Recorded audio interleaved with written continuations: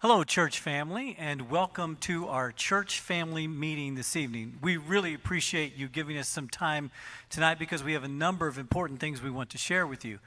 Even more important, we have a time where we want to hear from you. So I'll tell you more about that in just a minute. We've got a full agenda for you tonight. My name is Ken O'Brien, by the way. I am your church chair and part of the EC.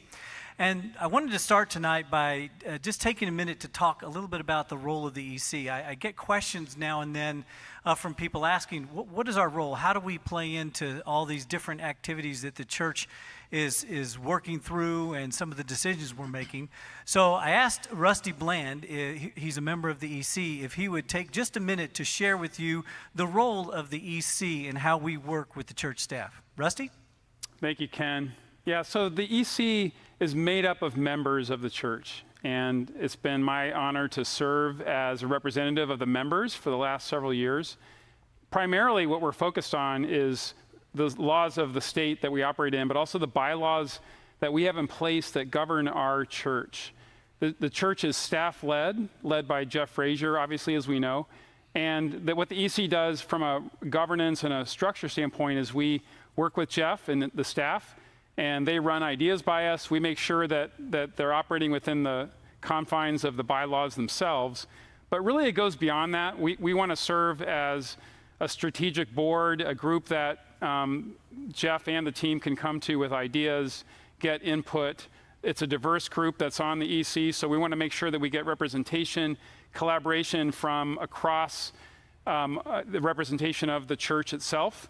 And it's been just a real honor during this season, I'll tell you in particular, to be serving, to see this staff and how they've pivoted in the midst of the strangest times in any of our lifetimes, frankly, especially if you're in the church world. I mean, it's strange for all of us, but to be suddenly going online and to do all the things that they've been doing in ministry has been just absolutely amazing. And so as kind of eyes and ears, if you will, inside that room for the congregation, what I would want to share as we're kicking it off is this team has done a rigorous and a very intentional job, and you're going to hear some amazing information tonight that has not just been come to lightly, but they've worked extremely hard on it. They've held themselves accountable to the EC in every aspect of that, financially and process-wise, and so it's just a real honor to be able to be a part of having this be communicated tonight. Anything I missed, though, Ken, because you've been part of EC a long time. I have, but no, thank you. I think that covers it well. And again, it's important for you to hear this, one, from the perspective of these aren't just things that the staff is coming up with and presenting. There's hours upon hours of time and effort that goes into working through these proposals and plans and a lot of the data. And part of our role is to make sure that those processes are followed. And again, as Rusty said, sort of act as a sounding board. We're very excited about what we've got to present to you tonight. And one of the roles that we have as the EC is to run meetings like this and run meetings like the annual meeting here coming up in a couple of weeks. What we're going to be sharing with you tonight will also be presented at the annual meeting. In fact, part of the reason why we're gathering here tonight is to help give you more information in preparation for the annual meeting and the proposals that will be presented to you here in another 2 weeks. Now, a lot of the topics you're going to hear tonight are topics we've talked about several times over the last year, and so they're not going to be new topics, but what will be new is the detailed data behind it.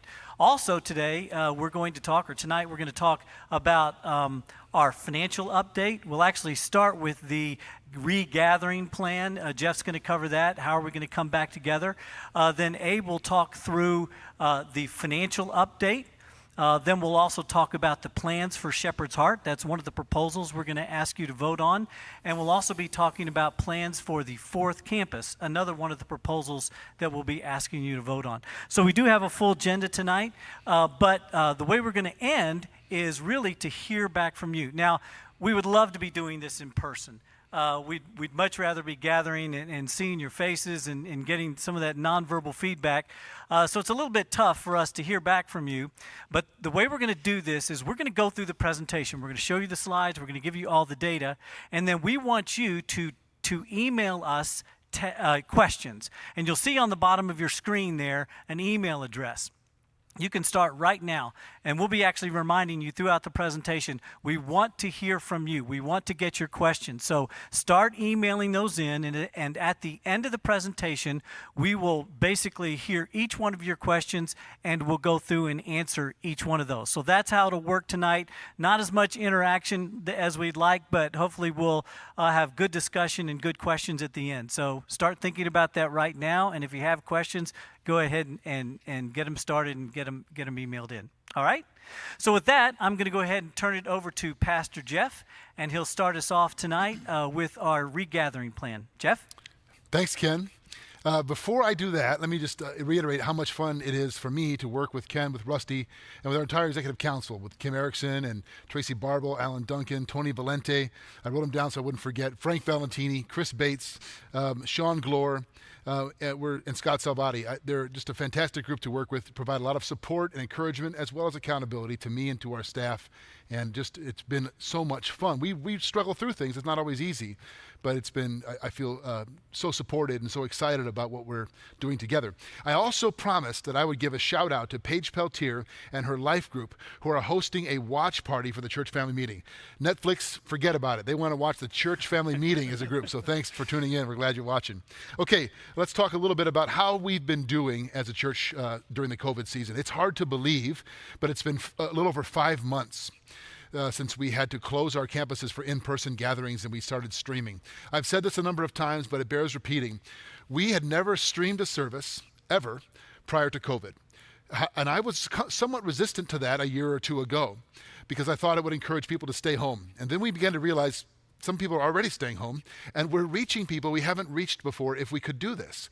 So we began to pray and plan to start streaming our services at Easter. This is long before COVID and the coronavirus happened. We invested in technology and in training and in staffing, ramping up for that. And then the world shifted, and we had to do that a month early. I'm so proud of Eric Robertson, Kenton Kober, our entire tech and production team, who have pulled off really something quite miraculous by God's grace, who was preparing us for this, and we didn't even know it, streaming our services. So you might think, how are we doing streaming our services? You'll see an image here on the screen that shows a graph of our online engagement. YT stands for YouTube, FB for Facebook, and then the website, you'll see that those are the 3 platforms through which we stream every weekend and whenever we do this. The big spike there, of course, is when we began, because it was, we began March 15th. The big spike is Easter, was our highest engagement, which isn't surprising. That fits right with our regular in-person attendance. And then you see the next largest spike was as we moved into the summer there. We had some peaks and some valleys. And we are trending right with almost all of the churches that are doing this across the country that I'm in contact with. It started off with a lot of interest and excitement. It peaked at Easter and has been sort of a steady, not plummet, but a steady gradual decline and flattening out since then. And we're experiencing the same thing, speaking about online attendance. So we are new at this. We're still learning how to measure it, how to understand it, measuring views, 3-second views, 10-minute views, likes, shares, and engagements. By the way, every time you as somebody at home share the post, you not only introduce somebody potentially to the love of Christ via the service, but you also exponentially increase our reach. Every time you like it, comment on it, or share it, it helps us reach more people. So please do that if you're part of Chapel Street Church and you're watching online. And so we're still learning this. We've made some staffing changes and some adjustments. Stetson Butler, who served for 5 years as our Director of Communication, is now the Pastor of Online Engagement. We had a post introducing him last week. He's jumping in with both feet, learning about this, how to not just see it as something we can do technologically, but how to reach people and engage people through our streaming services. And we're excited about where that's going to go. But as I said, we're continuing to learn in that. We feel good about where we are, but we have a lot. I think it's an area of new growth for us as a church. So let's move to our regathering plan. We've talked about this a number of times, but it's worth talking about again and continuing to talk about, because I want to reiterate, these are our plans, not our promises. It's so hard to make promises during this COVID season. And so we're doing the best we can to make the wisest plans. Right now, we have had 4 outdoor services, and we'll have our 5th again this week. We're doing them every week through August and September, with the singular exception of Labor Day weekend. We have seen strong participation at outdoor services at 9 and 10:30 at our Kesslinger campus on the lawn. God's blessed us with good weather. We hope that continues. If it should rain or weather should prohibit, we would just stream the service as usual. And in case you don't know this, we pre-record every Sunday morning worship service to be streamed out, so that we're not streaming the outdoor service. That's a separate service. So those of you that watch from home, you're getting the same experience you would have gotten otherwise. So we plan to continue doing that as we begin to ramp up toward what would it look like for us to regather inside. We're soon to launch outdoor Saturday night services at our Mill Creek campus. You might remember we used to have Saturday night services. We always say used to now, but we're going to relaunch those again outdoor. Again, all of this in preparation and building momentum toward coming back inside. Right now, our plan is to regather indoors for worship in October. And we're holding that loosely. I frankly wanted it to be 2 months ago. And in case you're wondering why haven't we done that? Other churches have. We hear about it around the country. Why aren't we back inside yet? This is something we wrestle with and pray a great deal about. And I'll put it this way. We believe, the question is not, can we gather inside? Because we can, legally in the state of Illinois, we can. The question is, should we? And frankly, I would never want to win the argument for why we can come inside and lose the opportunity to present the gospel to our neighbors who would watch that and think it's risky or unwise or unsafe, or, God forbid, we should see an outbreak that would happen because of our gathering too soon. I've talked to pastor friends who have opened up sooner than we have, and to a person, they are saying we did it too soon. We have to pull back now. So we're trying to wait and trust God. We want it to be soon. We're planning for it to be in October, and we encourage you to pray and plan along with us. So in case you're wondering, that's kind of where we are with that. You'll see an image here of our outdoor services. I think if you haven't yet been, there's plenty of space for outdoor gathering, for social distancing. It's a great, great experience. Looks like the weather's going to be good Sunday. Please come and join us. Invite a friend. Bring your own lawn chair. The worship is fantastic, and it's just going to be a fantastic time of worship together. And we'll continue to do both outdoor and online. And by the way, this may be obvious to some, but perhaps not all. Someday when we're back inside and beginning to feel like it's normal again, whenever that day comes, we will always be streaming our services online to reach more people for the gospel of Jesus Christ. That will always be happening. It's part of our mission, and we believe something that God has prepared us to do and do well. I'd like to transition now to hand it over to Abe. Abe Doncel is our Director of Operations, and let him talk to you about how we're doing financially. All right, Abe? Great. Yeah, thanks, Jeff, and welcome everyone. It's great to have you joining us. Again, I wish we could all be in the room together, but glad we have this opportunity. And I was realizing I've had the opportunity over the last year to present this information to you all a few different times, and each time I think I've started off with a similar sentiment that could probably best be summarized as we serve an awesome God. It has been, I think, just at times an overwhelming blessing as we've gone through this season in particular, just to see God's continued provision for Chapel Street Church in this season through the faithful generosity of his people here. And I know that for all of us on staff, as a result of that provision, we take the responsibility very seriously to be good stewards of what we've been entrusted with and to use those funds as wisely and as effectively as we can to fulfill the mission and vision of Chapel Street Church, as well as to share the gospel both here locally as well as around the world. So it's a privilege to do that, and I want to share with you kind of where we are relative to some of our financial data right now. So let's look at the first slide that we have here. And this is just a quick, let's go to the next slide, actually, first the highlights. So this is just a quick kind of general overview of our financial highlights through the end of July. For those of you who don't know, our fiscal year runs from September through August. So we, through the end of July, we are 11 months into our fiscal year. So we're right about to close out and propose and recommend a new budget for the next upcoming fiscal year. But if you look at where we currently are through our general fund giving through 11 months, we are at just around $5.4 million in general fund giving for the 11 months of this fiscal year.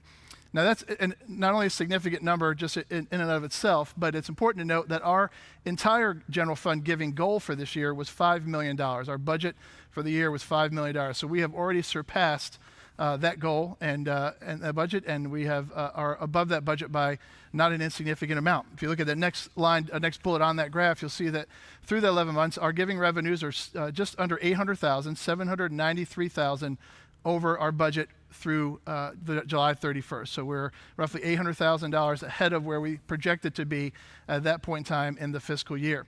And that's, again, just an extraordinary blessing. And I think it's important to note here a couple of factors that we continually look at and kind of monitor. One of those is first-time givers. We've looked recently, and we've actually seen that in the 5.5 months since COVID has been around and since we've been not meeting in person, we've actually had more first-time givers in the 5.5 months that we've been not gathering for COVID than we did in the previous 6 months of our fiscal year. So it's great to see new folks coming alongside, new people becoming partners with the ministry and joining us in the efforts here at Chapel Street. So that's just an incredible blessing. We've also seen in that time that over 80% of our givers are now giving primarily online, and the vast majority of those have set up recurring giving. So both of those factors are a huge financial blessing as a way for us to manage and to plan and prepare as we go through the ministry year. If you look at the next bullet down, our expenses, not surprisingly, we're actually running a little bit under budget on the expense side. Obviously, with the pause in some of our ministry operations and some of our programming and facility use, we've seen some of those things that we had planned for and budgeted for and expenses that we had intended to occur that were no longer and did not incur over that time period. So we're a little bit under budget as it relates to the expenses. At the same time, we've actually had to expend some money on things we hadn't planned for. Jeff alluded to some of the infrastructure that we had to buy and the technical gear as we moved to an online-only platforms and some of the staffing adjustments and just other issues that have come up. So the net of both of those things is we're still under budget from an expense standpoint, just around $272,000. When you add all that together, if you look at the unrestricted funds we have available, essentially the funds that we have as a church to operate on a monthly basis, we have about $1.7 million in unrestricted funds currently available within the church. Now, to give some context to that, that's about 4.5 months of our operating expenses. So what it costs to operate the church on a monthly basis, that's about 4.5 months worth of those funds available.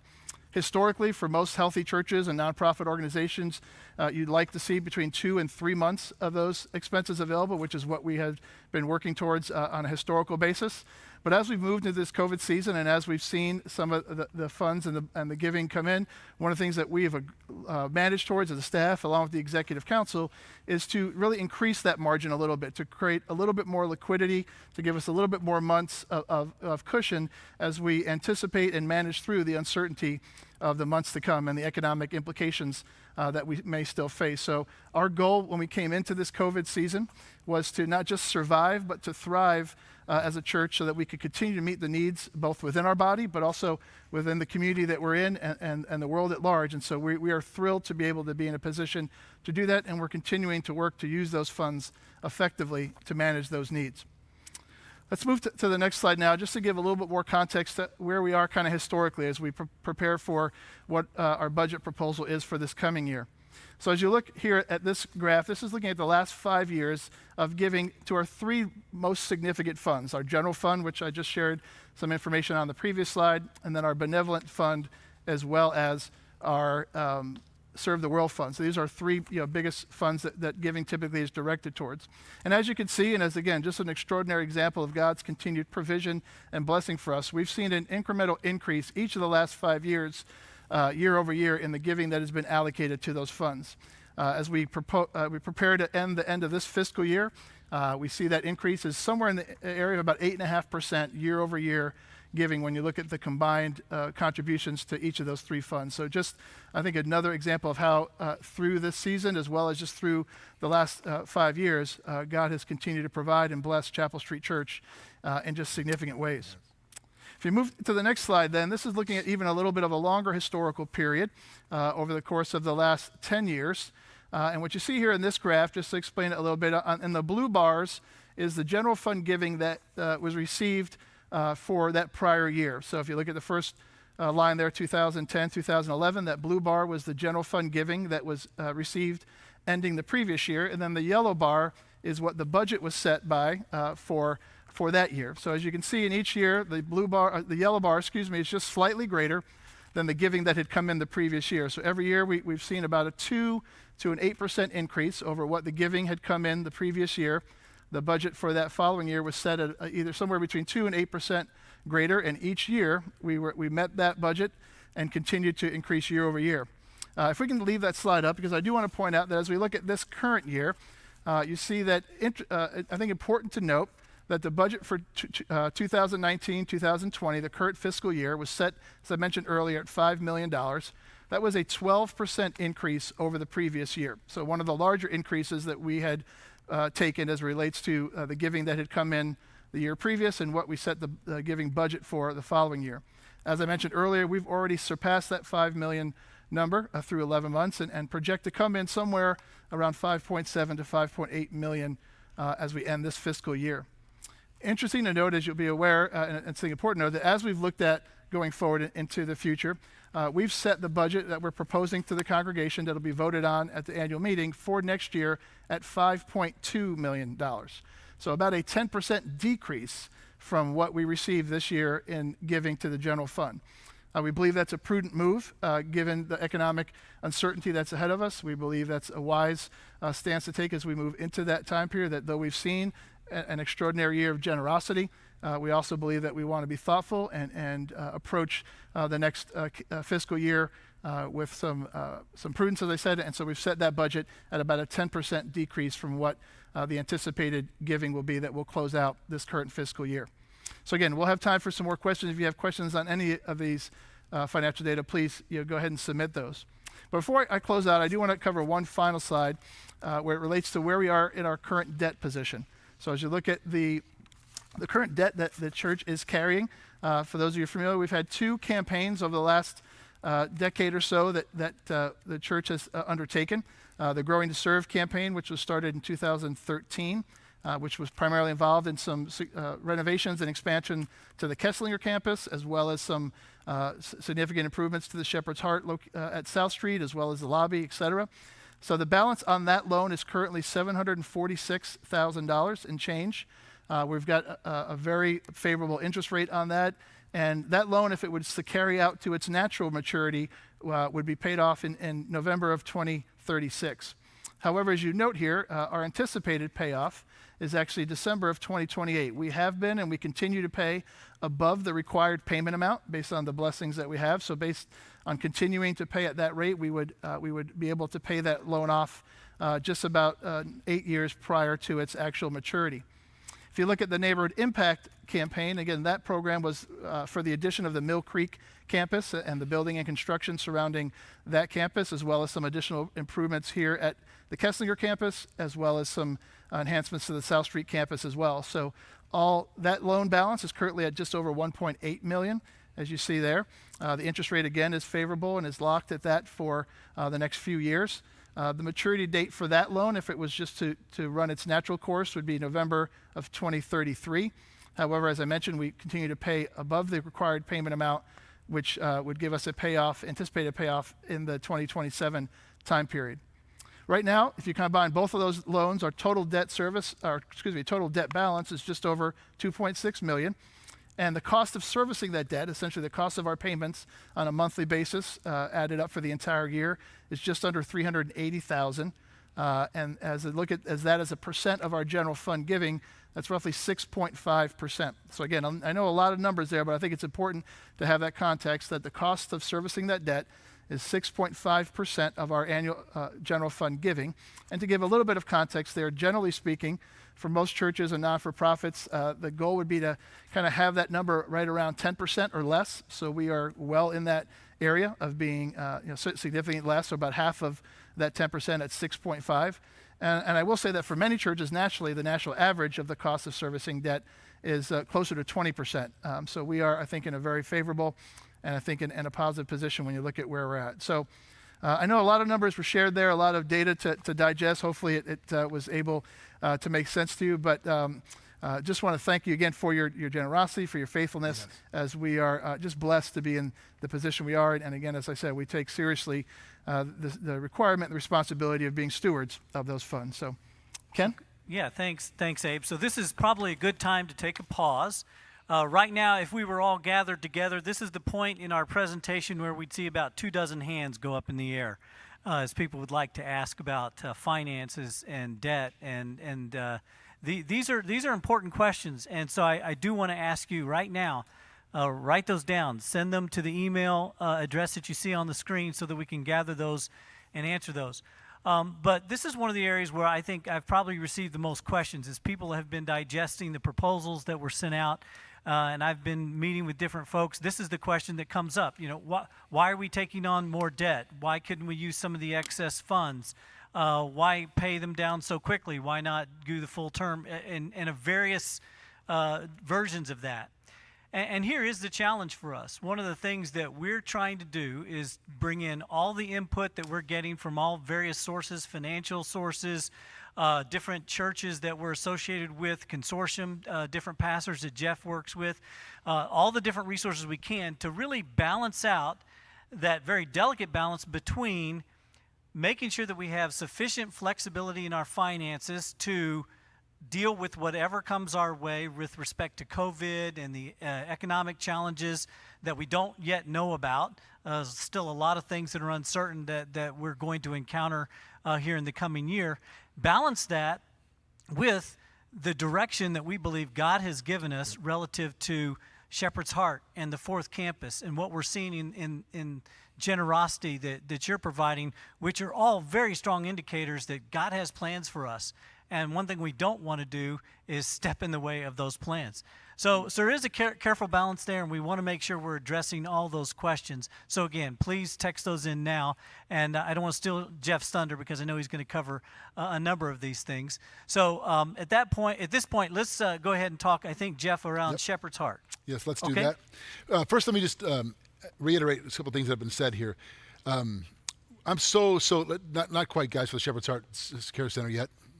I'm so thankful for Abe, for Pastor John Bechtel, who's off screen but fielding your questions right now, and will be getting those to us, and for the entire team, Fred Morris and Britta Ness and all those who cover our finances. And we routinely are humbled and kind of shake our heads and praise God because of your generosity and his provision. I don't want to pass by that. The numbers Abe shared are really just so humbling. I'm so grateful for. And let me also say, when you saw the blue and yellow bars there that Abe shared and about our budget forecasting and how it looks like we're going down, it's still an increase. 5.2 is still an increase over this current year's budget by 2 million, or by 200,000, excuse me. But it's significantly less than the giving. And I want to be clear about something as lead pastor. We do not expect or want to encourage you to stop being generous to the mission of God here. We just want to be prudent and wise about what might come. So setting the budget target at 5.2 when we have already received 5.5 or 7, which we think will come in around, is in no way being skeptical or fearful about what might happen. Trying to be wise, because as Ken said, we're riding that tension. And any other year, I think it'd be all green lights to move forward in faith to where God is leading us. We just are holding in tension two things: the very clear mandate to expand our mission and reach more people with the gospel, to grow, and also to be wise about what may come. Okay, I know it's already been said, but I wanted to reiterate that. Let's talk about Shepherd's Heart now. This is the culmination of a year and a half to 2 years of prayer and planning for what needs to happen there. And so that, if I were being honest, there were many times when I wish we had done this already. I was frustrated. Let's get this done. But frankly, God's timing is always better. And the waiting has made it better. Some of your input has made it better, significantly better. Not only has it made the plan better, which we're going to present, it's also provided the resources, which you'll hear about in a few moments. So we're thrilled about this to lay this out for you. God has provided every step of the way. What I'm going to show to you now and kind of narrate you through is an animated fly-through of the Shepherd's Heart Care Center at our South Street campus. So just to orient you as this begins, we'll be coming in what will be a new entrance on the south end of the building, the backside, as it were now, where the turnaround drive is in the back of the building. So if we have that ready, we can roll that animated fly-through now. Good, there we are. So right now, this is the back of the South Street campus, and what you see there where it says Shepherd's Heart is a brand new entrance which does not exist at the moment. So we're coming up, and the ramp, the ADA ramp is to the right behind that wood paneling. We're going into a new entrance. We'll be entering into here what is currently a new entrance where the nursery is. A beautiful new lobby and waiting area for our guests and clients of Shepherd's Heart. Ample space for them to wait to be greeted, checked in, and served. And we continue on through the check-in area, down the ramped hallway, which exists now. To the right is the marketplace. We're heading now down what's a classroom hallway now, but into the marketplace. I think we're going in there. Yep, there we go. This is kind of fun. It's like I'm making it happen. Right into the marketplace, you'll see that it's going to be beautiful. Imagine those shelves stocked with product, donations that you bring, that corporations donate. We're tripling our marketplace space, actually more than tripling our marketplace space. Here at the end of the marketplace, there's freezers and refrigerators, which you don't have at the moment. And this now is across the hall from the marketplace, which is our distribution center. New area for drop-off and donations and sorting, staging. All of the donations will go right across the hall into the marketplace. Erin Wise and her team, Pastor Bruce McAvoy, we've all been in multiple meetings with our design build firm partner and thrilled about this plan. It won't compromise anything upstairs at the South Street campus. It's all going to be on the lower level, and it's frankly better than it would have been had we not had the time and effort to put into this. And the best news about Shepherd's Heart Care Center is that it's funded because of your generosity. So now you'll see an image here of the exterior. I mean, this is where the fly-through began. This is, again, looking at from the south end of the back end of the South Street campus, looking at what will be a beautiful new drive-up and drop-off and entrance for our Shepherd's Heart Care Center. The next image will be a floor plan. This may be a little small for you all to see, but the blue area there is the marketplace, in the hallway between, and then on the left side, which is also blue, will be the distribution center and the storage. The tan area, which looks like a panhandle and that's the hallway and the check-in area, the lobby. The brown colored area, that's the new entrance. Now the green area, that's a new nursery, which will be constructed inside of part of what's now Kids Station. So we're going to still retain Kids Station, ample space for children at South Street for worship, and build a new nursery area inside of Kids Station. So we'll have a nursery and Kids Station contained area right there. We don't need all the space we currently have, and we'll repurpose the nursery inside of there. So again, just so you know, we're more than tripling the square footage we have for both storage, marketplace, and areas for our guests, not just where they can wait, but we'll have office space for Erin and her staff and meeting rooms for counseling, budgeting teams, and all the things that Shepherd's Heart does so well. There is also, and room to grow. Some of you have asked the question, is there room to expand? Well, none of us know all of the future. I think COVID has taught us that. But as far as we can see, this gives us ample room to grow that ministry. We plan to represent this ministry at other campuses, but not to reproduce it exactly. And so this will be the central hub, and we're thrilled about this plan. Okay, last little slide there, you see kind of a cutaway looking from above, looking down into what you just saw as a floor plan. I know we're going quickly through these, and this will all be available in the membership packet. You can look at it at a later date. And then the last slide, I believe, is 4 little images that show you offices, distribution center, marketplace, and lobby. So again, many, many people have spoken to this plan, have prayed for it, and have provided for it. Okay, final slide for Shepherd's Heart is the projected costs. $86,000 for design and planning. The building, remodel, and furnish, a little over $900,000. Total all-in number, $995,000, of which we have every cent in a fund designated for Shepherd's Heart. We don't have to raise a dime for this. And again, saying that's no small thing. We praise God for that. We're so excited about that and can't wait to move forward. If I have one twinge of regret, it's that we didn't have this vote 6 months ago, so we could have done all this while we were shut down during COVID. But of course, none of us knew that was coming, and hindsight is always 2020. We are ready to move, pending the church approval on August 30th. And if you're wondering about timeline, we'll begin construction. It's really, Abe, I think as soon as we get the approval and can mobilize things, and would like to be done with this before the beginning of the new year or early in 2021, operational and ready to go. So we're poised and ready is the point I want to emphasize with funding, with plans. Just need congregational approval because of the amount of the project. So why don't we pause there, Ken? And you want to speak into that or answer any questions Yeah. people might have? Yeah, thanks, Jeff. I'd love talking about this one because it is through people's generosity, their love for what's happening with Shepherd's Heart. I am constantly just amazed at the amount of services that we provide to our community through Shepherd's Heart. And every day it seems I'm hearing a story about someone who was touched by Shepherd's Heart, a particular family, a particular situation we were able to address, again, through the generosity, your generosity with Shepherd's Heart. But to answer the specific question that Jeff asked, and I'm sure others are thinking about that, why do we have to vote on this? We've got the money. It's been given by generous direct donations. Why do we have to vote on it? Very specifically, our bylaws state that any expenditure related to real estate that is more than 10% of that year's general fund budget requires approval of the membership. And since this is about just under $1 million, our budget is $5 million. So anything over $500,000 related to real estate would require your vote. And that's what we're asking for at the annual meeting. Yeah, thanks, Ken. You bet. Well, just in case I kind of skipped over this, and I shouldn't have, we have seen Shepherd's Heart was serving around 1,100 people a month prior to COVID.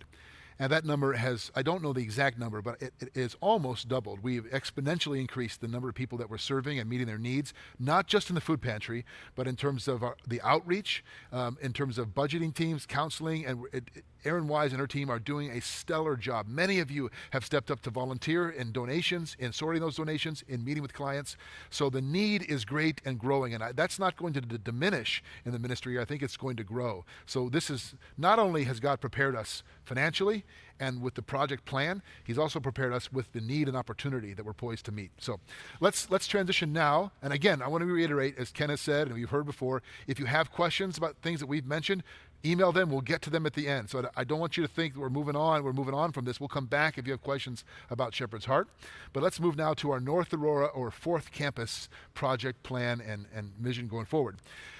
This is a very, very unique opportunity that came to us. We said when we changed our name to Chapel Street Church, every house should be a chapel on its street. Every one of your homes, a place of grace and faith and impact right where you are. And we as a church don't want to build one big box where people come from farther and farther away, but to reproduce ourselves and become a family of neighborhood churches to expand and spread the gospel in neighborhoods, in communities, which by God's grace we're already doing. It began with Mill Creek and it's continuing to happen. We looked at a dozen or more properties. Some real estate properties that we looked at that someone brought to us, some that we researched and Pastor Bruce was looking around to find things, churches. Nothing seemed right. Too expensive, too far away, too weird. It just wasn't right. Until one of our church members and staff members, Alan Cavender, was speaking with his neighbor, a man named Frank Russo, who was the pastor at Cornerstone Community Church. Pastor Frank asked Alan, would your church consider taking our church over? Alan said, I don't know, and came and asked us. And then heard a church family meeting like this one, where we talked about our vision to become a neighborhood church, family of neighborhood churches, and went back to Frank and said, I think we might. We had breakfast, and God was in this the whole way. Just to fast forward the tape, because many of us have been a part of this on this stage here, and many others, we now own the property. Cornerstone Community Church has, they've closed up as in terms of a nonprofit organization. Pastor Frank, we have blessed him financially. He is retired with his family in Kentucky. And bless you, Pastor Frank, if you're watching. We love you. Done an amazing job helping shepherd his flock through this transition. So that property is now part of Chapel Street Church. And we own the property, and we're planned to launch a campus there. But the reason we're bringing this is for the as part of our vote is because we do not think the campus as it exists right now could accommodate very much growth at all. It's not ready if we grow and reach families, which of course we would want to do. And so we have plans to remodel and expand that campus, which we're going to lay before you now. All right, so you'll see an image here of the exterior, and you're going to see a fly through, just like we did with Shepherd's Heart, that we'll walk through, and I'll kind of narrate you through it. So this is the entrance of the North Aurora campus, and what you're looking at is the design of what will exist. We're going to walk into fly into what is the current lobby, and we'll remodel it. Everything to the right of that entrance you're looking at right now is going to be new construction. Everything to the left of it already exists. Do I have that about right, Abe? Essentially? Okay, good. Let's do the fly-through if we've got it, fellas. Okay, good. That's all new to the right there. Where the roof line changes, that's the new construction. We're coming into what will be a new awning entrance. And what's currently a very small and dark lobby will be blown wide open for a beautiful lobby, much like we have at Mill Creek. Lots of space for connecting and gathering. We're walking into the multi-purpose new construction area for nursery, preschool, kids check-in, and kids station, which could be used for all kinds of other classes throughout the week. Once we're able to come back indoors, you'll see the large group meeting area. This is one of the smaller group meeting areas in the new construction.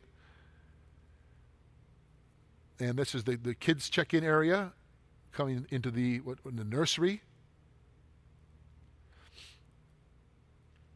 And now we've just jumped into the worship center. We're remodeling the existing worship center to accommodate 250 chairs, 50 seats comfortably.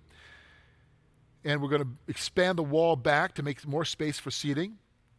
And I think that's it for the fly-through there. So anyway, there's a lot more to show you about in this plan. We can skip now to the floor plan, I believe. We have a slide that shows you a schematic.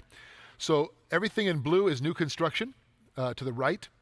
And the lobby will be remodeled.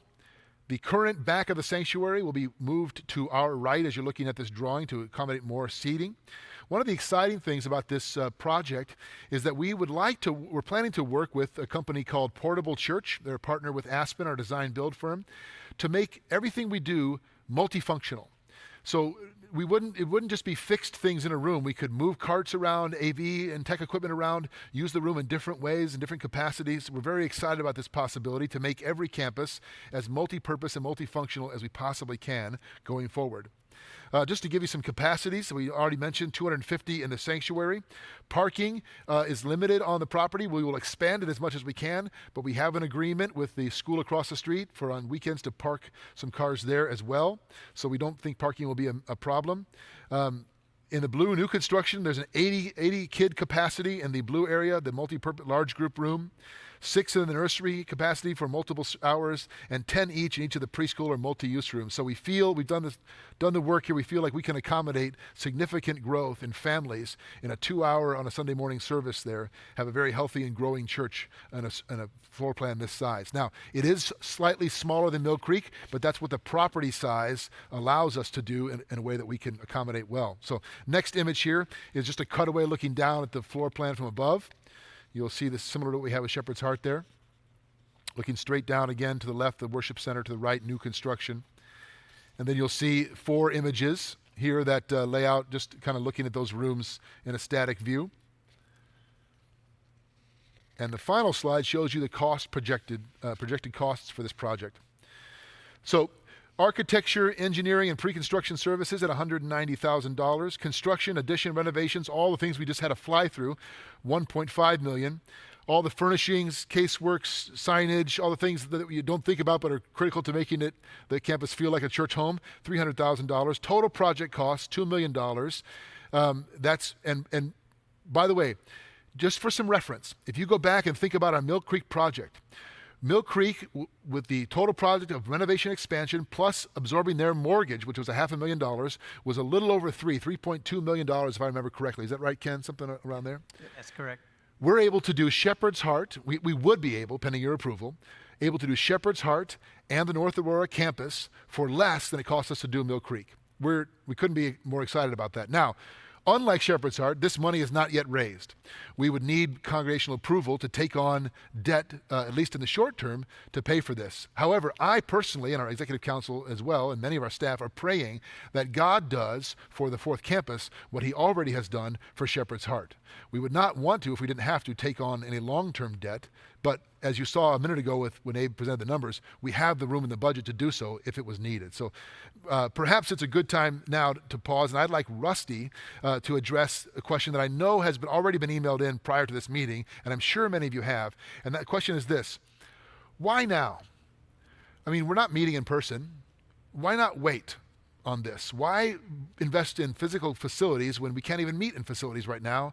Why consider taking on debt when we don't know what the future economically holds? So I'd like you to speak from the EC's perspective, Rusty, if you would. Yeah, thank you, Jeff, and certainly Ken, jump in as I want to represent the EC well in its entirety.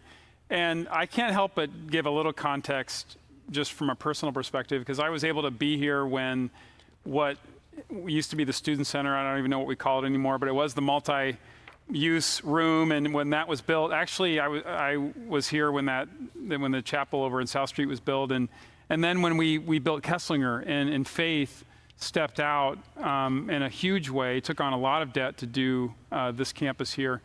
And now to be able to see, as Abe shared, the percentage of the financial risk comparative to what our current revenues are. And it's a very different day. However, we're stepping into this place where people at this church have been faithful for a long time. And frankly, as I look at the context too of the calling that when we opened Mill Creek, the calling that we all felt and we voted on, and the EC felt, that God's calling us to this multi-site family of churches. And so here we are in a situation where, as Jeff pointed out, this campus was essentially over North Aurora given to us. And then on top of that, as we've looked at the financials through COVID, because the temptation, frankly, in COVID times, is to shut everything down. You just stop because it's a time of uncertainty. And many organizations, if you're a part of those, as I am, and I know a number of us are, outside organizations have had to shut some things down. And then other organizations are moving rapidly, and they're seeing revenues continue, they're seeing strength. And for whatever reason, God in his mercy is doing that through your generosity here in this church. And so as the EC has looked at all of these dynamics, we've looked at the finances, we've looked at our calling as a church, as we've looked at the staff, and frankly, the readiness of the staff and the organizational structure that Jeff and team have put in place, it's all pointing up to this preparation process that frankly is what we all are doing when we're thinking about projects. We prepare. And the EC has seen this preparation take place.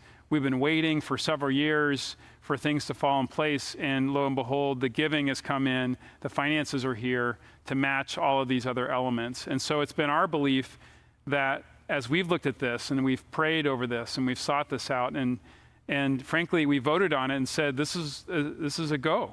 For us, it feels like a go. And it's not because, we haven't looked at COVID, we haven't looked at the weekly giving. And frankly, for a while there, we were meeting on Zoom, just wondering what was going to happen. And yet the strength has continued to come. And we have to see that, we believe, as God's provision for such a time as this. Mm-hmm. And we know, and I attend Mill Creek, so been able to see firsthand what these campuses mean in communities when we open them. And people coming to Christ for the first time, people coming to seek out their faith because, frankly, the chapel is on their street. Mm-hmm. And you all have been a part of that. So for me personally, and speaking for the EC, the excitement level could not be higher about where we are and about this opportunity that we all have, frankly, to join God in what he's doing. So it's an exciting time. We're up here because the EC has approved moving forward. And again, speaking to the process, it's been one of great rigor and discipline. And so, I don't know, Ken, you want to add thoughts to that? That was great. That was perfect. Thank you. Great. Yep. Again, I hope you heard that. So we as a staff presented our desire to move forward. The EC had to vote to even bring this to this point. And of course, you as a church family would have to vote to approve it to go forward. But we really do see this as a chance to be prepared for when COVID ends. We want to be ready, not scrambling, but ready to seize that moment for an opportunity for the gospel. We think God has prepared us for that. So perhaps it's the time to transition into some of those questions. All right, perfect. So here we go. We're going to ask John Bechtel, Pastor John Bechtel, to basically play MC here and read us the questions. And then we'll, hopefully the camera crew can follow us around, but we'll hand those to the person hopefully best qualified to answer them. So John, why don't you give us our first question? Great, thanks. Real quick before we jump into the questions, I just want to say again, reiterate what a joy it's been to have a front row seat in the midst of this unprecedented time. We hear that language. In this uncertain time, it's time of upheaval, the way God has continued to show himself to be faithful. He has shown himself to be faithful over and over and over again. And one of the primary ways he's shown himself to be faithful is through you and your generosity and your service. So thank you so much for what you're doing to help make Chapel Street a place where we can make an impact for God and for his kingdom. Thanks for your questions, too. We have a number of questions. For the sake of our conversation, I'm going to group them into specific categories. The first category will be Shepherd's Heart. So first question out the gate. During the construction of Shepherd's Heart, will the food pantry continue to serve the community, and what will it look like? That is a great question. I know you always say great question. By the way, I think we get points on the stage for using the word pivot, unprecedented, and uncertain times. So anyway, good question. Actually, that's already happening. We're already preparing in anticipation of this opportunity. The Shepherd's Heart is now operating out of the Student Center at South Street in a temporary basis. So food is distributed there. An army of volunteers has already set that up. And so, yes, the answer to the question is we will continue to run Shepherd's Heart out of the Student Center to meet the needs of the community while construction is going on.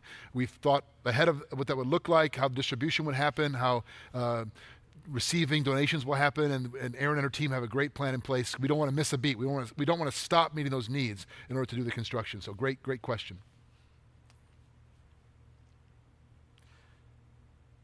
Looking at the plans for Shepherd's Heart, will there be wheelchair accessibility, ADA accessibility on the first floor? Yeah. I don't want to take all of them. Abe, take this one. I'll take that one, yeah. The short answer is yes. We still, for those of you who are familiar with the back of the South Street campus, Jeff showed it there briefly in the fly-through, but there is currently a ramp that is already in place there.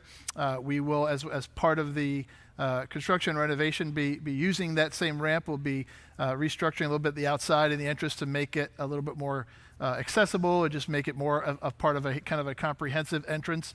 Yeah. But that ADA ramp will allow for folks that need to use that ramp to come into the lower level and be able to transition into the new Shepherd's Heart Care Center. So it allows for that flexibility as well. And then the new entrance will not have a ramp. The new entrance will have stairs, so those that can and walk through and will enter that way. But the ADA ramp will be there to meet those needs as well. So we're excited about that. Excited about the fact that was already there and that we could use and repurpose some of that area for that. For those needs. We don't have that ramp now at our Shepherd's Heart entrance now. We have those goofy stairs, and it's hard for people to get in. So we're incorporating the existing ramp into the new entrance, and it'll be much more efficient and effective and safe for our guests. Absolutely. John?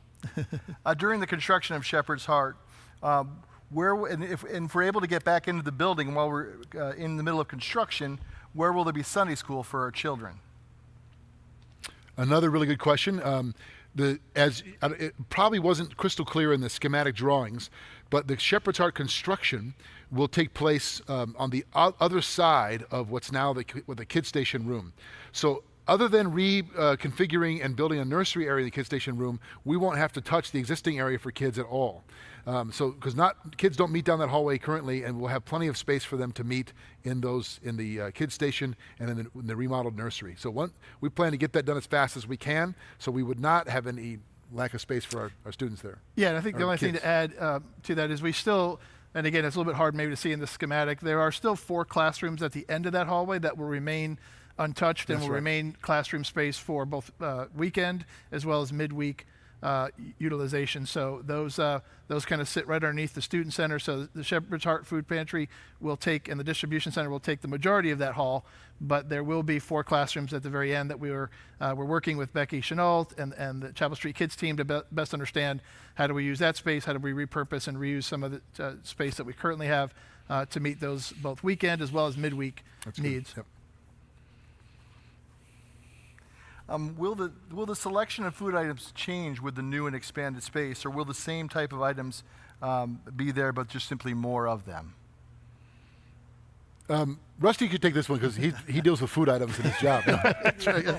I'm only kidding. Yes, actually, this is one of the exciting things. Is not only will we have more space for what we currently provide, but we often get corporate donations that we don't know what to do with. We don't have space for. Right. So this will give us a whole new array of opportunity in terms of what we can provide to our clients.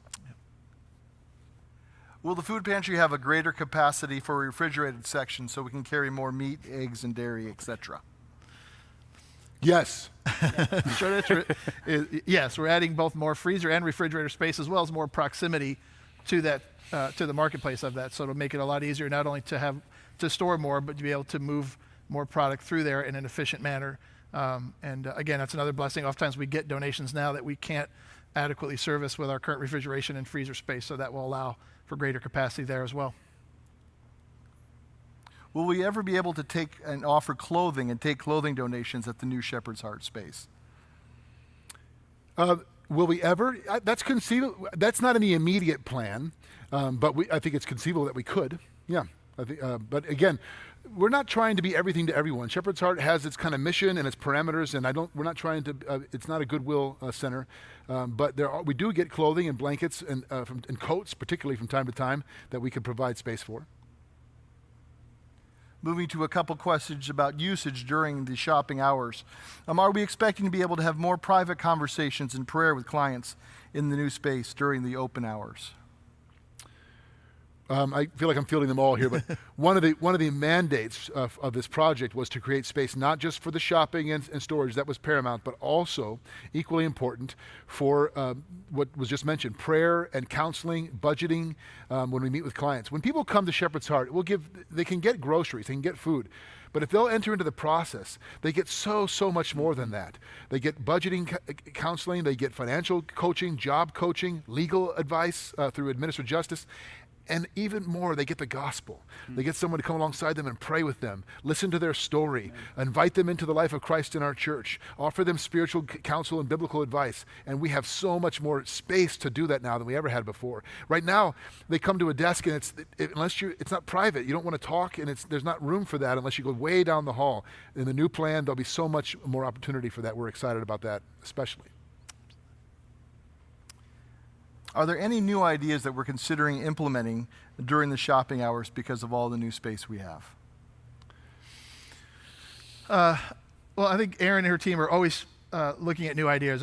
Again, we didn't design the space specific for a specific new idea other than to allow. One of the things that you may have noticed in that market space is most of that cabinet work, most of that shelving is multifunctional and mobile. So as one of the benefits of the new space is as we get different donations, as we get different items that might come in, whether it be potentially clothing items, other stuff, we can rearrange, we can move how the entire marketplace is set up to accommodate for that.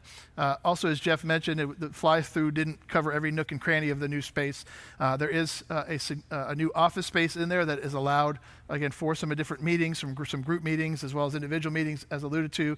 And there'll be an additional classroom in the back that is being repurposed for Shepherd's Heart as well for group purposes and for non-food distribution type events. So as Erin and the team and as the needs of the community become identified, I think one of the blessings of this location is it allows us to adapt and to have some agility and flexibility in meeting those needs. But nothing, there's no specific new innovation that we're launching as part of this other than just having greater flexibility and greater opportunity to accommodate the needs. But one thing is true, what we've seen in the history of Shepherd's Heart and under Erin's leadership is that they're very innovative and creative.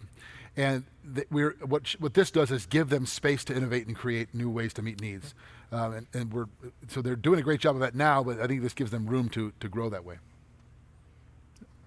Okay, shifting gears, we're going to turn to finances right now. And there was 3 areas that there were a number of questions around. So we're gonna talk about these 3 areas. First, in this season, why do we think it's wise to increase the budget? Yeah, I guess I'll start with that one. Again, as Jeff alluded to, while our budget is technically an increase over this past year, going from $5 million to 5.2, it's a decrease in the budget relative to our giving that's coming in. So as I showed in that one graph where you had 10 years of each year the budget was just a little incrementally higher than the previous year's giving and continue to see that growth. We looked very intentionally and to this year as to what we thought was appropriate. Frankly, most of that growth, most of that $200,000 are just fixed costs that we have no control over, whether it's service contracts, other things that are just inherently growth cost of insurance coverage, things that, like we all realize in our own lives, go up year over year. We have held flat or slightly reduced almost all of our programming costs. So you'll see if you go online onto the church website, there's detailed information about this year's budget, which you can access category by category, that shows that essentially in all of the programming areas, we have either reduced or held flat all of those discretionary expenses that we have. So that said, again, I think we believe that while we are very confident in the budget, and we feel very strongly that the resources that we have allocated are appropriate. We also know that the generosity of this body has continued to surpass the expectations every year. So we thought it was prudent to be conservative, to be wise, but also to understand that inherently there's just some costs that we cannot control that we're that we're going to increase year over year. You know, let me try to, for math dummies like me, what Abe said is really important to understand.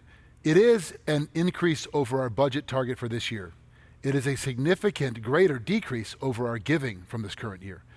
And frankly, the question could be asked both ways.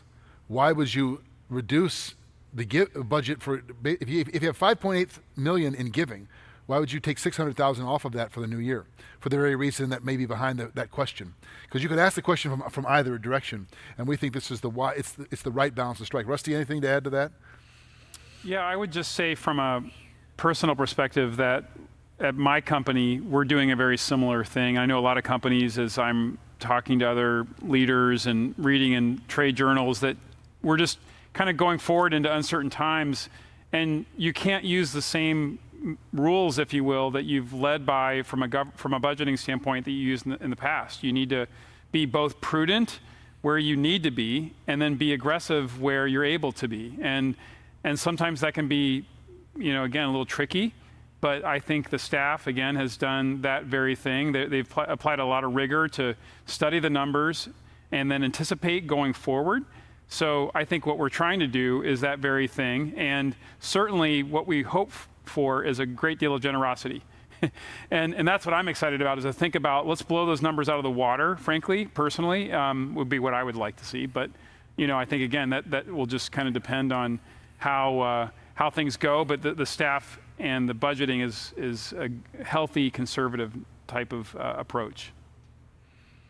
You may notice an empty chair next to Rusty if we could get the whiteout shot. I don't want that to be like Ken and I were not getting along. That's right. I'm sorry. We didn't Ken. kick him out or anything like that. He had to step out and take a very important business call, but he's not left us for any other reason. So sorry, John. Next question. Another question that's been asked several times. Why in this season would we consider taking on more potential debt? Well, that's a question I think was somewhat addressed when I asked Rusty to talk about why now with the fourth campus, which is essentially that's the question we were answering. But it's, again, perhaps it's worth going over that again because I know it'll come up repeatedly, and it's worth asking and answering. One, because we can accommodate it, even in the conservative budget we have. It won't hinder any ministries that are happening in terms of the percentage of servicing the debt. Two, because I really believe, based on history and God's provision, we may not need to take on that much debt. And the third, and probably the most compelling reason, is because I think God is, everything we're reading and praying and sensing is God is urging us to. Is saying I'm preparing you to seize the moment when COVID clears to launch this campus to reach people for the glory of God. So those are the three reasons. We can accommodate it. We don't think it will be that much, and we sense that's what God's asking us to do. Would you guys add anything to that? Only that, as I said before, there was a lot of discussion on it. It was not a decision that we just kind of fell on and didn't recognize that COVID has been a significant change of thinking that we engaged full on. We compared what was happening in front of us with the finances, the org structure, and frankly, what we were feeling called to do. And it doesn't feel, as you look at the numbers, it doesn't feel like a risky move. It feels like a move of obedience within a fairly conservative, if you will, budgeting. And that's without, as Jeff said, really looking at the possibility that we could raise those funds before we ever need to take on any more debt. And that's what we're really hoping for. That's good. Yeah, I think just to maybe add a little comment to build on Rusty said, I think it's important to understand some of the timing. Obviously, part of what's required from our bylaws as far as voting is that with our church annual meeting coming is to take the vote now to give us the opportunity and the flexibility should that need occur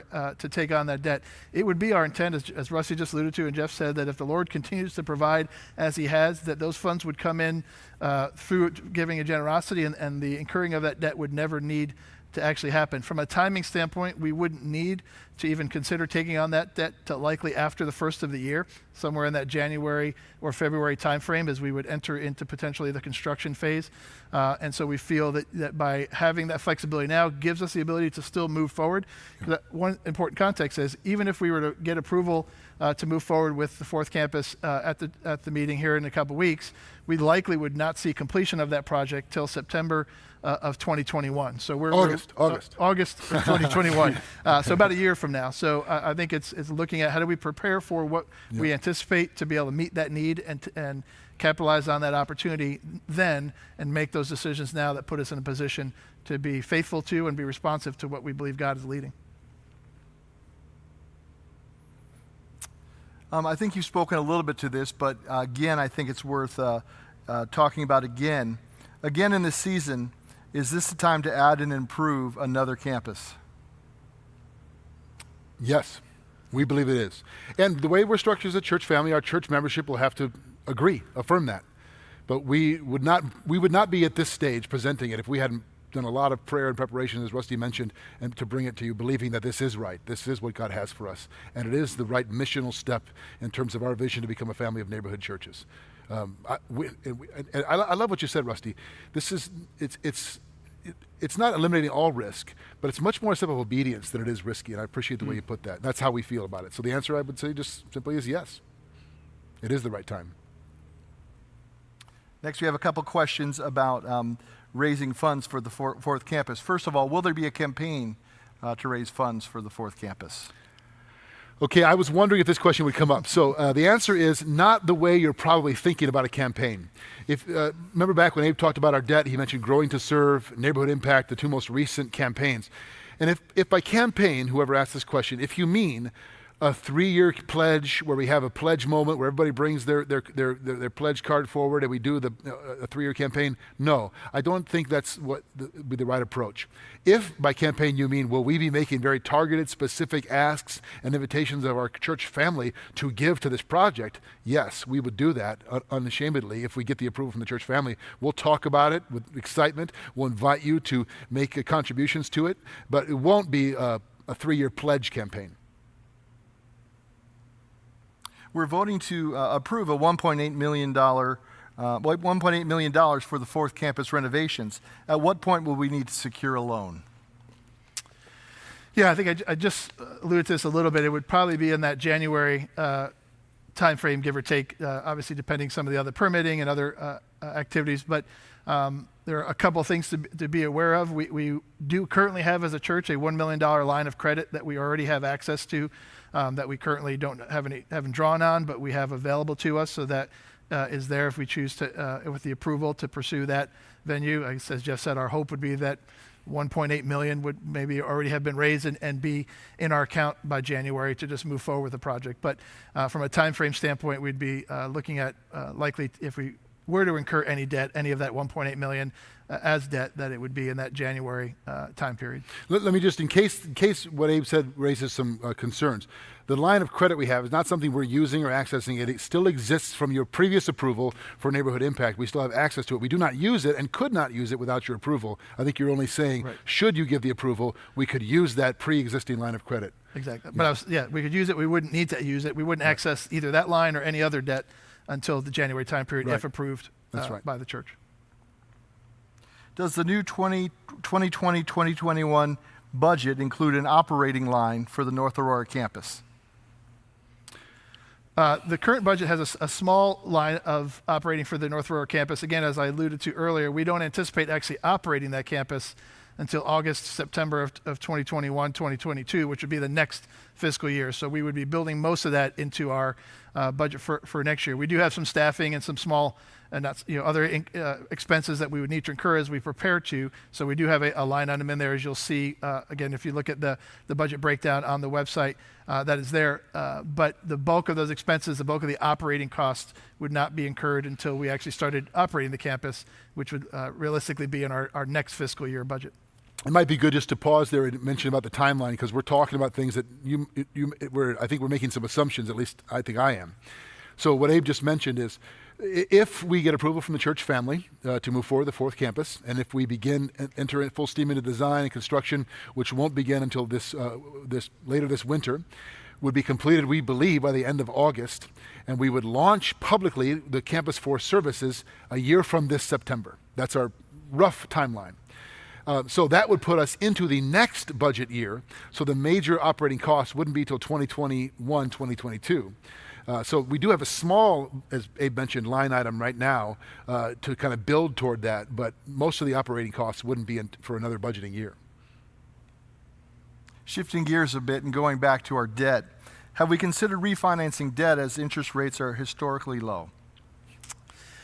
Yes, we have, and we've actually recently modified the loan, not refinanced. We did meet with our bankers and had those discussions in the context of the current interest rates and just the financial markets overall. And I think, that's a prudent and part of our stewardship.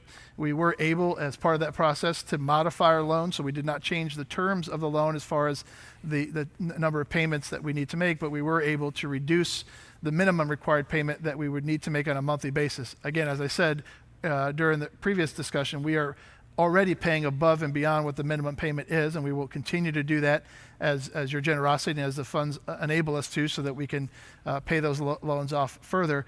But with the loan modification, we were able to reduce the amount that is the minimum required on a monthly basis. Should economic conditions change, should other issues transpire that we need to or choose to reduce payments, we have the flexibility now to pay less on a monthly basis and still be compliant with the terms of the loan and not change the overall duration of the maturity date for those loans. Early in the pandemic, leadership asked for giving only to go to our general fund. How has this impacted giving for our other funds? This is a really important question, and one I had planned to address at our annual meeting and going forward. Who was asking the question is exactly right. Early in the pandemic, we asked you to direct all giving to the general fund. I asked that because we can then reallocate funds from the general fund to other places, but we can't do it the opposite direction. If you give to a designated fund, that money has to stay there. And early on, in early March and April, we weren't sure how this was going to go. We did not know what we know now, how amazing your generosity would be and God would provide. And so that's why we asked that. While we still encourage and urge you to give primarily to the general fund, I no longer feel I no longer feel the need to say, please give only to the general fund for the time being. So the second part of the question, how has it impacted our other funds? Our benevolent fund remains strong. General fund giving, as Abe mentioned, has gone up, and praise God for that. Benevolent fund has not been impacted hardly at all from that. But our Serve the World fund has, for two reasons. One, because of the ask that I made, which you responded to, and thank you. But the second reason is we typically do Serve the World projects or initiatives and call our whole church to get behind. We've dug wells, we've done Bible translation projects, and so on. And we had a couple of those this spring that we put on hold. So we intend to bring those back in our Advent season. We were excited to roll out another Serve the World project and begin talking about Serve the World and why it matters so much in the future. So we anticipate those funds to go up, the giving to go up to those funds, I should say. And maybe I'll just add, by review too, if you recall the slide I showed of the last 5 years of giving to our three biggest funds, General Fund, Serve the World, and Growing and Benevolence, you saw that this year, as we project, again, with still a few weeks to go in the fiscal year, that's going to end up about 8.5% ahead of where we ended up last year for those three funds combined. So the giving is a little bit off. The General Fund is making up more of that because, as Jeff alluded to, we've asked you to do that, but the net of all those three funds combined this year compared to last year is still, even in this season, about 8.5% ahead of that. And as Jeff said, as we see needs and as we have opportunities, we can allocate funds from the general fund into benevolence, into Serve the World, to make sure that we're still responsive to those needs, but also to be able to respond to the operating costs and expenses as we need to as well. Okay, whatever the next question is, Rusty has to answer it. Nice. I'm only kidding. Is this Sorry, Wednesday Night John. Live? What is this? Next question, Pastor John. Well, we're going to pivot from finances and move on to the fourth campus. Will there be a Masterpiece Ministry presence at the new campus? If you mean by presence, yes, we intend to have Masterpiece at every one of our campuses. We do not have in the plans right now to do what we've done at the Kesslinger campus with a specific designated room. Although that's something again, those plans are still in process. There's a number of things we're still evaluating what we need. So will Masterpiece be present? Yes. Will we have a room like we have at Kesslinger? Undetermined at this point. Is that fair to say? Yes. Yeah. Yep. What is the purpose of the family room during services? Yeah, I'll speak to that. You saw that in one of the images and that family room is a little bit of a loose label right now. You could look at it as a glass room, as we have here at Kesslinger and other places, just a meeting room. The current configuration and the current design, which is still very much preliminary, is to service more as that glass room, a place that people can meet after the service. You could have some opportunity there, but this, in the way that the current design is, it does have viewing into the sanctuary, into the worship center there. So one of the optional uses is as a family room, where if you had a child that was crying or somehow needed to step out, you could still step out and still view the worship center. But again, those designs are still very much preliminary, still very much in the design phase. So those things are not by any means finalized or determined. This was in the designs when we looked at it for the fourth campus, but again, I think it's a good question to reiterate. Will there be a place for adult classrooms, Sunday school, and a designated elementary space and other spaces at the North Aurora campus? Well, as you saw, the footprint is somewhat limited, and we're trying to keep the cost down as much as we can. So there's a restriction on how much we can add.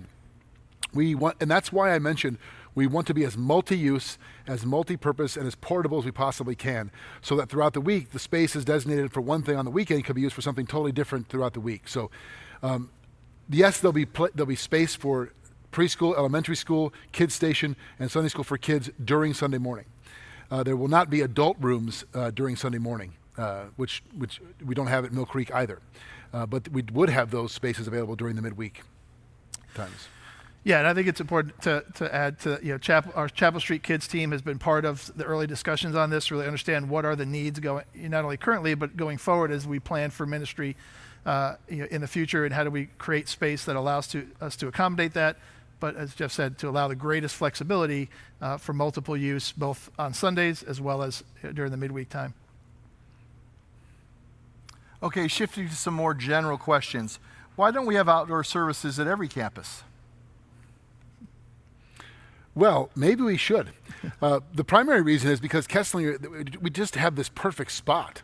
And the lawn here that accommodates so many people. We're seeing about 800, give or take, a little bit more sometimes, in 2 services at our Kesslinger campus. And there's lots of room for them. And so that's the main reason, is Kesslinger really fits well for that. We are planning to do outdoor services at Mill Creek for Saturday night.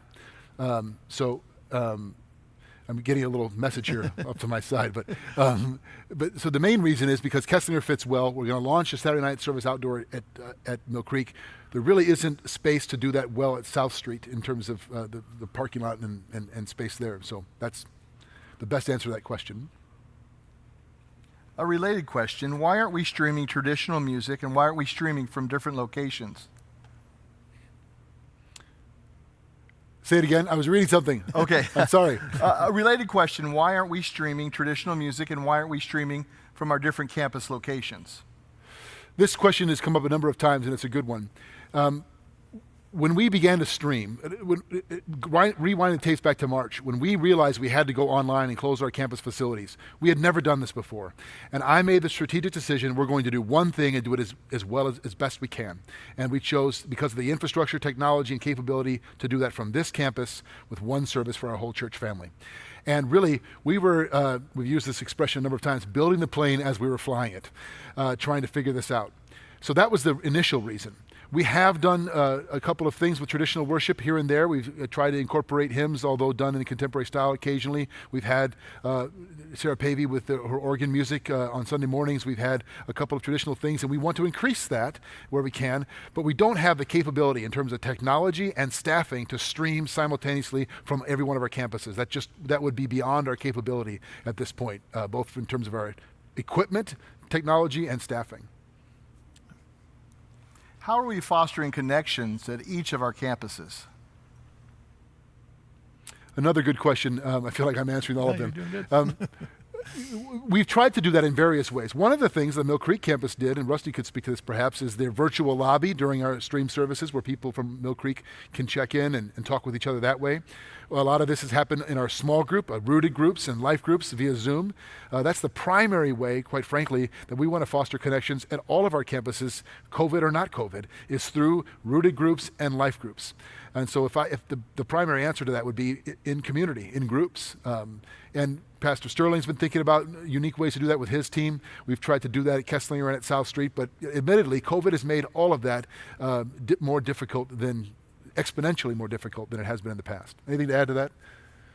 I think that, certainly coming to in-person worship here in August is a fantastic way to make some, continue to connect. I know that the desire would be for me to go to Mill Creek campus and see everyone live, but it's just not, as you indicated, Jeff, it's not safe right now, or at least it's not within the context of how we feel we should be conducting ourselves with guidelines and whatnot. So I think the sense of what maybe everyone needs to have a realization is it's for this team to have pivoted to do what we're doing right now is one of those things where, they're putting everything they have into it. And while it would be amazing to be able to personalize everything and have everything continue to be individualized as we've had in the past, it's just a Herculean effort, frankly, to do what we're doing now. So, I have the struggle in my personal life. I'm on Zoom all day long, and there's just a lot of ways where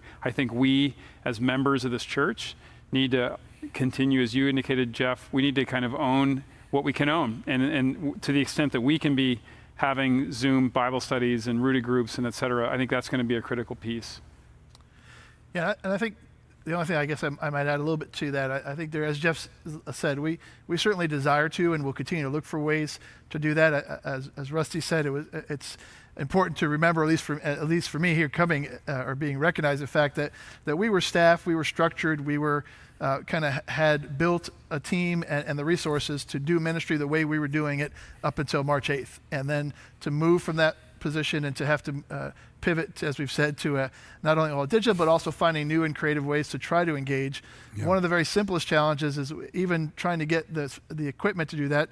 One very small example, we've been waiting, I think, 3 or 4 weeks now for a tent that we can put up outside. We're not the only ones trying to get a tent, so the back ordered on tents and back ordered on a lot of stuff that we are trying to do to help facilitate. Go into the tent business during COVID. That has provided its own set of challenges. So we want to make sure we can do things safely. We can do things in a way that accommodate that, but also allow us to adjust and move accordingly. So we'll continue to strive for that as facilities, resources, and staffing allow.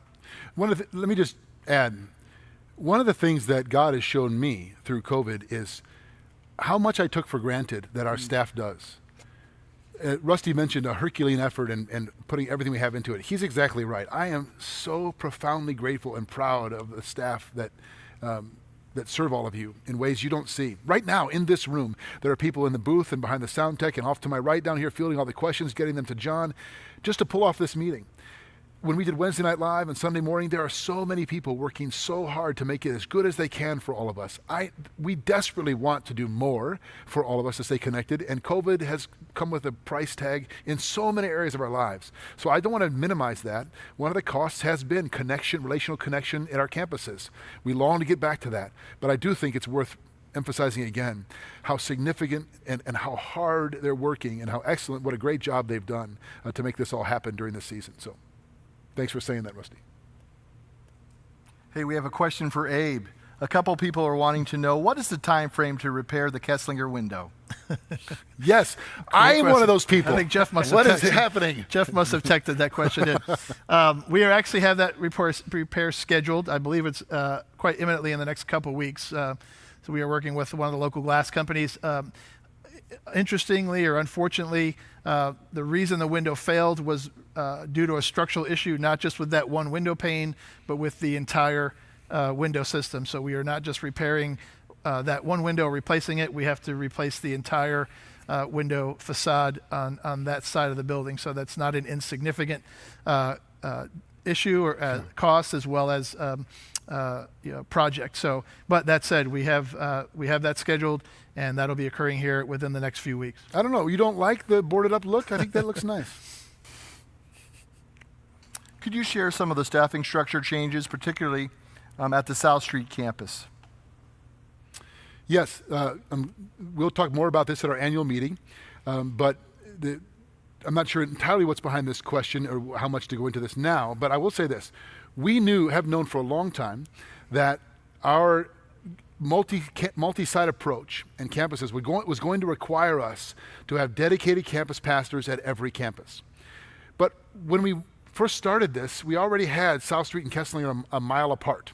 And so we operated South Street and Kesslinger kind of like one hybrid campus. We didn't have a designated campus pastor. We think the time has come to designate campus pastors at every site. Toward that end, I've asked Pastor Brian Coffey to be the campus pastor at the South Street campus, and he has agreed and is excited about that opportunity. Addition to campus pastors, we want to have a designated worship leader at every campus. I've asked Pastor Kenton Kober to be the worship leader at the South Street campus. And so those two individuals are stepping in, full-time pastors on staff, leading the charge at South Street. We have not had that there since we opened this campus here at Kesslinger. And I'm thrilled about that. I think will bring a lot of strength and vitality and care to that campus. One of the decisions that was a fallout from that is that we consolidated and eliminated a couple of part-time positions. And this was regrettable, but we felt it was the wisest course of action. Those positions were director of the choir in Terry Strand and the administrative assistant to Terry Strand, Dottie Willamese, who served with distinction and great care and had nothing to do at all with their performance or the way they handled their job. It was a strategic alignment decision moving forward for our campuses. And so those are the major changes at South Street campus, but we think long-term they're going to bring health and strength to that campus as we move forward. Thanks. One final question. What is the plan to stream the annual meeting? Abe. Yeah, I'll take this. So our annual meeting will be streamed similar to we're streaming this evening. So it'll be available to be viewed on all three of the same platforms that this evening was available through Facebook, through YouTube, as well as through our Chapel Street website. However, it's because of the requirements of our annual meeting, the requirement for live discussion, unlike tonight, we, as much as we'd like to have you here, we can't, but due to our bylaws and the requirements of running our annual business meeting, for those interactions to take place live and in person, the actual live meeting will occur here on our lawn at Kesslinger, just like we do our Sunday morning services. So the meeting itself and the business meeting, as it has previous years, it's moved around to different campuses year over year, and this year's meeting will be here at Kesslinger outdoor on the lawn. So that said, again, you can view the meeting as you are tonight and just watch what's going on, but to actively participate, to be able to ask questions and engage and to comment, you will need to be here in person to do that. Again, I think it's probably good to note in this time that as members, we are asking and certainly encouraging you to actively participate in this process.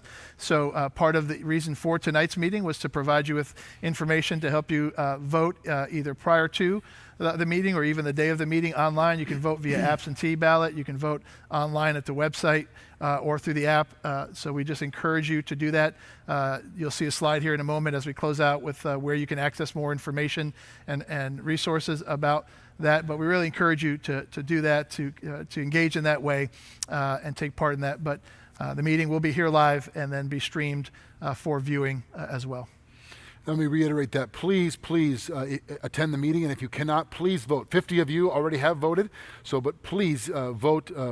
If you can't be here, please vote online or absentee prior to the meeting. We need you to exercise your responsibility as church members on that end. So also, I should note, if you missed this meeting, This meeting, this entire meeting, hour and a half long, will live on our website on the platforms Abe just mentioned, on a YouTube channel and our Facebook page for you to view at a later date. So if you missed something, you want to go back and listen again, and you have other questions you want to ask via email or at the annual meeting, you're welcome to do that. But this meeting will live for a while on our social media online platforms for you to view as we go forward. So I think that's the last question. Is that right, John? Let's close together in prayer. Father, so much has been talked about, it's somewhat overwhelming, even for those of us that prepared it all, certainly for those who are hearing it. And we're so profoundly grateful for your love and guidance and care and provision.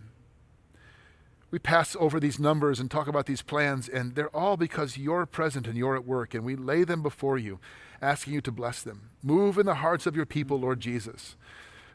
We thank you that you have been doing that, and we praise you for it.